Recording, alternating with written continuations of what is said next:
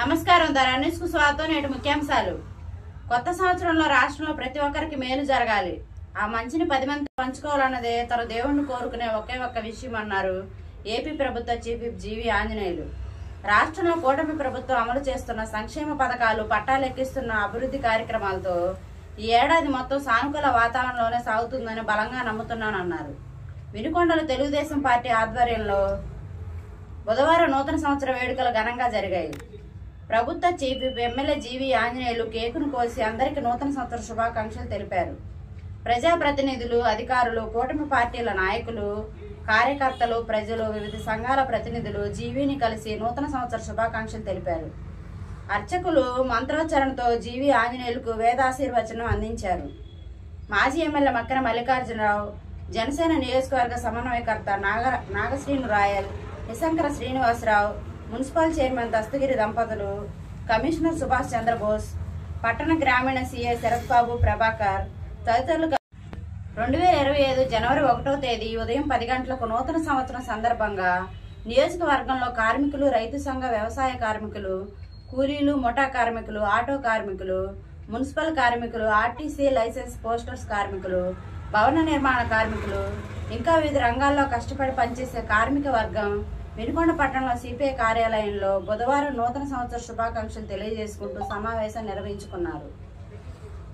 ఈ సందర్భంగా నియోజకవర్గ కార్యదర్శి బోదాల శ్రీనివాసరావు సమావేశానికి అధ్యక్షత వహించగా, ముఖ్య అతిథిగా సిపిఐ జిల్లా కార్యదర్శి మారుతి వరప్రసాద్ పాల్గొని మాట్లాడుతూ, పల్నాడు జిల్లా ప్రజానికానికి అందరికీ కార్మికులు, కర్షకులు, రెక్కాడితేగానే డొక్కాడని వ్యవసాయ కూలీలు, కష్టజీవులకు ఆయన ముందుగా నూతన సంవత్సర శుభాకాంక్షలు తెలియజేస్తూ, గడిచిన 2024 సంవత్సరం పోరాటాల సంవత్సరంగా మిగిలిపోయిందని, గత రాష్ట్ర ప్రభుత్వం అనుసరించిన కార్మిక, రైతు, ప్రజానిక వ్యతిరేక విధానాలను భారత కమ్యూనిస్టు పార్టీ ఎప్పటికప్పుడు ఎండగడుతూ ప్రజలను చైతన్యవంతులుగా చేస్తూ ప్రజా వ్యతిరేక నిరంకుశ విధానాలపై పోరాటాలు నిర్వహించామన్నారు.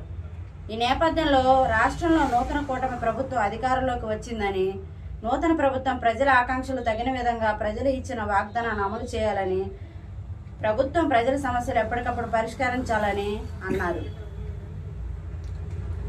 ఈ కార్యక్రమంలో సిపిఐ నియోజకవర్గ కార్యదర్శి బోదాల శ్రీనివాసరావు, పట్టణ కార్యదర్శి ఒలవపూడి రాము, మాజీ వైస్ చైర్మన్ షంటపాటి సైదా, మాజీ పట్టణ కార్యదర్శి పఠాన్ లాల్ఖాన్, ఏఐటియుసి నాయకులు బోదాల చిన్న, రాయబారం వందనం తదితరులు పాల్గొన్నారు.